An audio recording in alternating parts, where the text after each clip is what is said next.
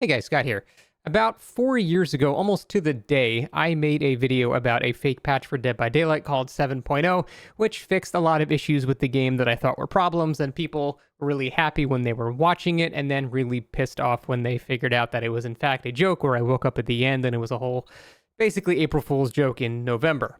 So in that video, I went over a bunch of things that I'd like to see change with the game, and actually some of them did get implemented over time, but seeing how it's been about 4 years now, I thought I would give sort of an updated and less joking and deceitful version of what my ideal version of Dead by Daylight would actually have. Now, there's a bunch of different things that I would do. I want to go over them just basically in order of importance, but first up, let's go over what I think one of the major issues of frustration is for the game, and that is the matchmaking. The matchmaking in DBD is obviously one of the greatest sources of frustration in the actual game, and I think one of the first things I would have to do is address that. Now, how would I address that? I would go back to the emblem system, but refine it a lot. Back when the emblem system was the thing, I actually made a bunch of videos about how it could be improved, and I still think that would be the right direction rather than this current abomination of an MMR setup we have right now. The problem is the game is not able to determine what makes a survivor good. It can kind of gauge that for a killer, because killer, typically if you kill everybody, that means you did well. But for survivors, there's just too many variables that go into that, and it's just impossible to accurately automate the detection of skill among survivor players. Now, the result of that is you get teammates that are not the same level of skill as you. If that's the case, that's the thing that makes solo queue so immensely frustrating, because you might have someone that's way, way worse than you, or you might be the worst person, and no, nobody wants you on their team, and it just results in so much frustration, and it really warps the perception of how balanced the game actually is, because a lot of the time people aren't even complaining about the maps or killer powers or perks. They're complaining that their teammates were useless while not actually acknowledging that that's the main issue here. So, fixing the emblem system.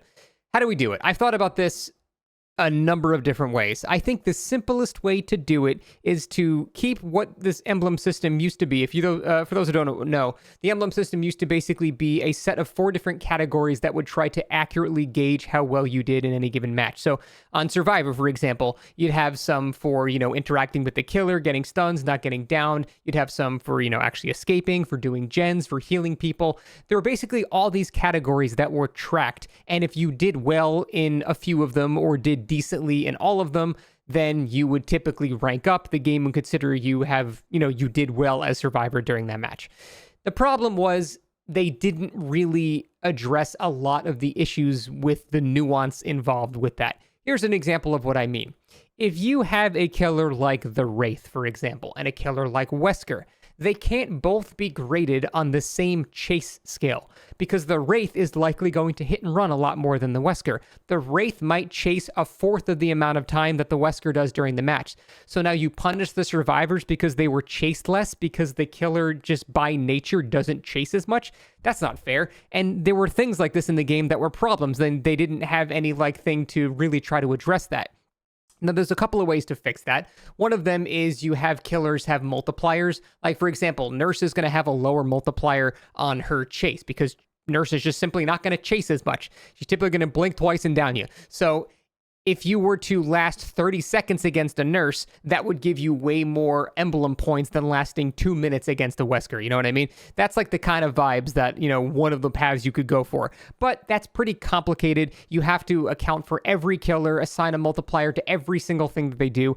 It seems very time consuming, so I'm not sure I would do that. What I would really do is make it just based off of ratios. So if you look at it, the entire game as a whole, let's say the killer chased for 3 minutes total, you would take each individual survivor's ratio of that chase and how well they did as a metric. So, for example, if the Wraith chased for 1 minute the entire match and you got chased for 30 seconds, you occupied half of the Wraith's time. So you would get, rewarded for that. And for a Wesker, if, you were chased for 30 seconds, but he chased for 3 or 4 minutes, that's not nearly as much. So you see what I mean with ratios there. You kind of have to treat it like that to account for the fact as loosely as possible that certain killers play in certain different ways. A trapper is likely not going to chase as much. His chases might end instantly, and you need to try to blanket statement address that, and I think ratios are the best way to do it. Again, there's a bunch of other ways to go into the emblem system and refining it. That is an entire video by itself, but in a nutshell, it would just be refining the emblem system to be a bit more accurate, and I think that would be infinitely better than the current MMR just escape only system that we currently have, which is, I mean, you can tell it just simply does not work. Next, I would address the RNG, namely in the maps. Dead by Daylight is designed, and the devs have gone on record as saying they want it to be occasionally unbalanced. They want bad players to be good players when they get a better map because they like that underdog story. But after playing this game for almost 9 years now, I can say the underdog story, while nice, is outweighed by the negative feeling of being robbed because the map you were on was just frankly unplayable. So yes, there are some positives to that underdog story, and that might make a new player likely to stay in the game a little bit longer because they were able to win a match they shouldn't have. But the negative ramifications of the reverse of that are just simply more detrimental. That is what I've determined. I don't know if that's true or not. That's just what I feel over the years. So what I would do is work to lower the amount of those punishing scenarios and have it be a bit more consistent. So to do that, I would remove entirely the randomization of maps. Now, that's not to say there wouldn't be variants of maps and things like that. What I would actually do is have every map in the game have like 5 hand-selected variants. Now, I'm not saying we need to have a developer go and, put this palette here and blah, blah, blah. Just click the random map generator a bunch of times. Look at that layout. No, that one's not good. Click it again. Look at that layout. That one's pretty good, but this setup near Shack's too good. Click it again. Oh, this one's good. Save that seed number and put it in a list of 1 of 5. Do that 4 more times, and now do that for every map. And you've just got a quick, balanced list of seeds for every single map. Now, a lot of people say, well, that removes a lot of the, variation. The game gets too monotonous. And I'll just say, no, the fuck it doesn't. There's over 40 maps in this game. If you have 5 variants per map with 40 maps, that's over 200 variants. You're not going to know what you're getting. It's going to take years to learn the exact type of map you're on. It's plenty. In my opinion, that is a plenty of variation for a game that really thrives on variation, while also simultaneously stopping those fringe scenarios where maps generate in an unbelievably bullshit way for one side or the other. Those are the situations that we need to fix, and I think having 5 curated variations for each map. When I say variations, by the way, I don't mean like Bad and Preschool 1 through 5. I mean it's just Bad and Preschool, but, this palette is here in one variation, and this palette's here in this variation. We just make it so those insane scenarios don't happen as much, or really ever again. And I think that will result in a lot less frustration overall. In theory, is this less randomization and is this less variation? Yes, but it's an imperceptibly small amount, and the benefits so far outweigh the cons that I don't really see a downside to doing this.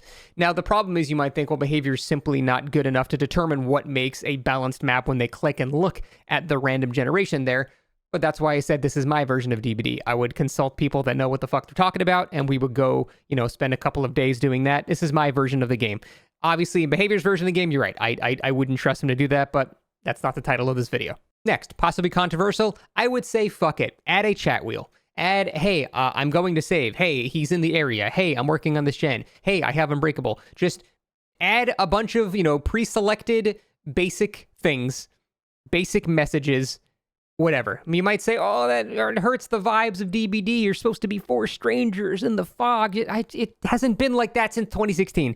It is a competitive cat and mouse game. It's a game of tag. Let's just not delude ourselves into pretending that the first 10 hours of your experience with this game, back when it came out, is what the game ends up being once you keep playing it. I think adding a couple of pre-selected messages would drastically reduce the frustration of solo queue to an immense amount. And that, combined with the better matchmaking, would make solo queue, seen as possibly the least fun thing in the game, a problem of the past. It's a very simple thing, and a lot of people are just so against it, and I don't really understand why. You guys need to accept that the game lost its atmosphere and vibes a very long time ago. Let's treat it like the, tag multiplayer game that it actually is, and allow for some communication between solo queue players that Survive with Friends have already been able to do for the entire game's existence now. It's a very simple fix, it's a very simple suggestion, but one that would drastically reduce the frustrations of the game. Next, we're starting to get into a bit more of experimental takes here, but something I would love to see in Dead by Daylight is more physics-based gameplay. Dead by Daylight really doesn't have much in the way in terms of physics. It has, gravity when you fall down, and that's kind of like it. So, for an example of how behavior handles physics, look at Wesker's throw. when Wesker throws somebody, he's not actually throwing them. He's setting the survivor to a horizontal animation, and then the survivor runs backwards. That's why if you throw a survivor on top of some stairs as Wesker, they don't go like this. They just go follow the stairs down in a really awkward way. You can tell how the actual physics are basically being mimicked, but there's no actual physics involved there. I think if we involve physics, the amount of gameplay options and killer design options just go towards infinity at this point. Just the simple act of adding like a jump button. Could you imagine how much variation the game would have if you could like jump or climb on top of boxes and the killer could do the same? The amount of variation, the simple stagnation of running around wood and jumping through a window for 9 years, that stagnation would be a thing of the past. Now, would it be a drastic change? Absolutely. It would be chaos for a while, and I don't care. I think it would be the most fun chaos possible. The amount of crazy shit that could happen if you could like maybe just like get on top of small objects like, you know, these mine carts or something like that. And again, the killer could do too. And you know, the killer would be able to jump on top of these things just as fast as Survivor. It'd be an equal thing there. So like just the simple unlocking of physics in this game, I think would really kill a lot of the monotonous problem that experienced players have had over the years. And for newer players, it would add like a bunch more just silly, ridiculous situations. Now, you could have perks that involve this, killer powers that involve this, maps that involve this. Now, the possibilities of adding more physics-based movement like that are literally endless. And I do understand it would be crazy for a while, but I think once it was reined in and you patched all the holes of like, you know, you can sit on top of this thing and the killer can't get you, whatever. Once we fixed all that, the amount of variation that would offer is unparalleled, and the core gameplay loop of DBD would just be in the stratosphere in terms of variation. And I think long-term, that would be an immensely fun thing to see in the game. Just think how much Dark Souls changed when Elden Ring added a jump button. We can do that to DBD. Next, I would love to see something like a custom server browser. I know the developers have said that maybe at the end of the game's lifespan, they'll do something like this, but I would love to see it a lot earlier. And I don't really see too many downsides of this. Now, a lot of the greatest games ever made were like mods of already existing games, like Dota 1, which I actually had a hand in working on in the original Warcraft 3 map. It was a game that actually superseded its base game. It became more popular than Warcraft 3 when it was released. And having custom, you know, servers and custom browsers and custom mods and things like that for DBD could make the player base go so much higher. And you might go, oh, well, the devs aren't going to want that, because if that happens, then, you know, they're not going to be playing the main mode that the devs make. They'll be playing side modes a lot too. And it's like, okay, but they still have to buy DBD to get it. You could even regulate it. So in these custom modes, you can't play killers or survivors you haven't unlocked. You can't use cosmetics you haven't purchased. There are ways to regulate this and be completely fine while still allowing for incredible amounts of customization and just a bunch of silly shit that I guarantee the community will come out the most fun things that this game has ever seen within 5 months of modding. Just imagine how much that would ease the frustrations of Dead by Daylight. After a couple of games, you're pissed off in the main game, then you go, you know what? I'm going to chill out on some hillbilly surf map for an hour. And now when you close the game for the night, you're less pissed off about it. The overall vibes of the game are more positive because it's just less limiting. Instead of queuing up for another match because that's your only other option if you want to keep playing DBD, you can queue up for something a bit more silly or a bit more just different in some way. I think that in the long term would result in a booming player base because you could have people coming to check out mods just for that reason. There are a lot of people that purchased Warcraft 3 just to play Dota. You could have a whole new wave of players that purchase DBD to play mods made by other people. And yes, this will remove some people from the base game, but it'll also add so many more players, in my opinion, that it'll offset any queue time changes or anything like that. I think overall that would be an insanely awesome thing to see, and I would love to see what the community would actually come up with the infinite possibilities of like a mod package or something like that. I think that would be incredible. A huge thing that I would do is improve the tutorial system of the game. The tutorial in Dead by Daylight basically tells you how to do gens, drop pallets, and vault windows, and that's basically it. But anyone that has played this game for more than a few hours can tell you there's an incredible amount of nuance that goes into actually playing the game well, and the tutorials do basically nothing to help you with that. I think in terms of killer powers, you could have slight videos showing depictions of how you use their power, like on their killer screens, and that could help with killer a bit. Hey, use Flight of the Dam when there's an elevation difference. Use Flight of the Dam when you think a survivor's about to drop a pallet or vault the window and they're locked in an animation. Use Mage Hand when they're this close. Just simple things like that to help people get into killers a bit more, I think would go very, very long ways, because right now the only ways you can kind of learn that stuff is by watching external media. Hell, you could even have community media built into these tutorials. There should also be things on the survivor side and just in general of understanding like macro gameplay. Like, say, simply spreading out is a very good idea as survivor. You know, you don't have to stay injured, or you can stay injured. Just basically non-basic instructions on how to play the game, I think would do a lot in terms of people getting better at the game, which in turn will make the game overall more balanced to play, because the more people that know how to play it, that means more people are on the same level, because people that don't understand what they're doing are going to have vastly different experiences. And if we have everyone that kind of gets the base understanding of the game, then the game overall is just more unified, even in its audience and discussions about it. So overall, that'd be good. So basically, in a nutshell, a lot more tutorials. You could have individual tutorials on killer pages, and then for Survivor, you can have a lot more just general macro gameplay elements. Again, I could go into an entire video of what these tutorials should take, but I want to kind of be as vague as possible because that would just be way too much for one video here. I would also make the props system actually do something.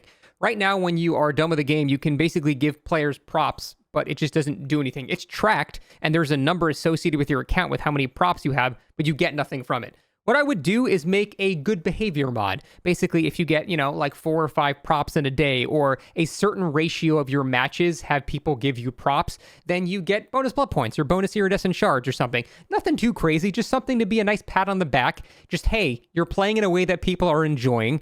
That must be good. You're making the community a better place, so let me give you a little something for that. Again, it's a very minor thing, but little things like this, when people get rewarded for playing in better ways, you'd be surprised how much of a long-term impact stuff like that has. Even simple positive reinforcement like that will do so much in terms of mitigating toxicity, and it'll do so much in terms of rewarding players for playing and acting, even in post-game chat, and being good sports. Rewarding people for being good sports is an extremely inoffensive, very simple, no-brain thing to add to any game, and Dead by Daylight with the prop system would be no exception.